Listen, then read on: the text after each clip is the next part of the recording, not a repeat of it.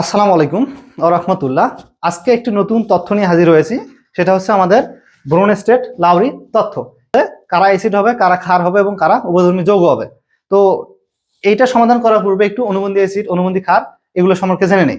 তো দেখো, যে সমস্ত যৌগ একটা প্রোটন ত্যাগ করে তারা হচ্ছে অ্যাসিড, যে সমস্ত যৌগ একটা প্রোটন গ্রহণ করবে তারা ক্ষার হিসেবে কাজ করবে, এবং যারা একটা প্রোটন ত্যাগ করতে পারে অথবা গ্রহণ করতে পারে তারা উভয়ধর্মী যৌগ হিসেবে কাজ করবে। তো চলো একটু উদাহরণের মাধ্যমে বিষয়গুলো বোঝার চেষ্টা করি।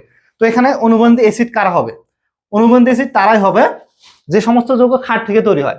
অর্থাৎ আমি যদি একটা যৌগ নেই, যেমন HSO4 2-, তো ক্ষার কারা? যারা একটা প্রোটন গ্রহণ করবে, যারা একটা প্রোটন গ্রহণ করবে।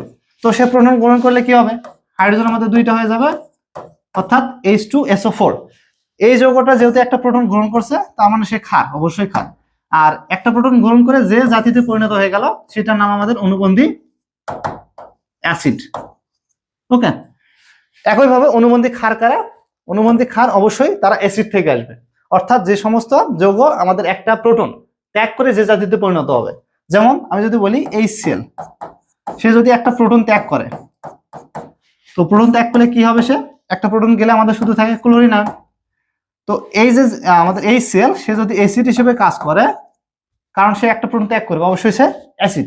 তো যে জাতিতে পরিণত হইল এইটা আমাদের হচ্ছে অনুবন্ধী ক্ষার। অনুবন্ধী ক্ষার। এবং উভয়ধর্মী যৌগ করা হবে, যারা প্রোটন ত্যাগও করতে পারে আবার গ্রহণও করতে পারে, তারা উভয়ধর্মী যৌগ হিসেবে কাজ করবে। তো উভয়ধর্মী যৌগ যদি একটা এক্সাম্পল বলি, যেমন পানি H2O, তো তারা যদি একটা প্রোটন ত্যাগ করে, তো যে জাতি পরিণত হবে সেটা OH।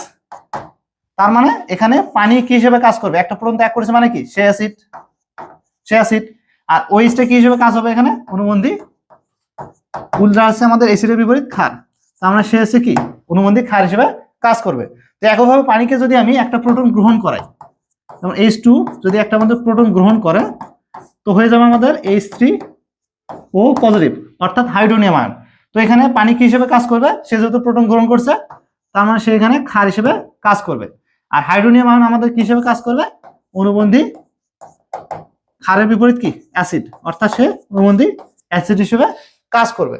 তো দেখো, অনুবন্ধী অ্যাসিড, অনুবন্ধী ক্ষার, উভয়ধর্মী যৌগ এসব সম্পর্কে আমরা জানলাম। একটু প্রশ্নটা সলভ করার চেষ্টা করি। তো অ্যামোনিয়া এখানে কি হিসেবে কাজ করবে?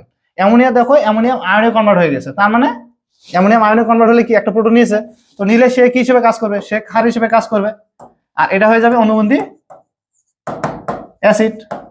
আচ্ছা, আর পানি, পানি দেখো এখানে পানি থেকে একটা প্রোটন ত্যাগ করে OH হয়ে গেছে, তার মানে এখানে সে অবশ্যই প্রোটন ত্যাগ করার কারণে সে অ্যাসিড। আর হাইড্রোনিয়াম আয়ন এখানে কি হিসেবে কাজ করবে? অনুবন্ধী ক্ষার। তো এটা ছিল আমাদের অনুবন্ধী অ্যাসিড, অনুবন্ধী ক্ষার এবং উভয়ধর্মী যৌগ সম্পর্কে একটা শর্টকাট বিশ্লেষণ। তো অবশ্যই তোমার একটা কোশ্চেনে অ্যান্সার করবা যে আমাদের সালফেট এর অনুবন্ধী ক্ষারটা কি হবে, কমেন্ট বক্সে জানিয়ে দেবা। ধন্যবাদ সবাইকে।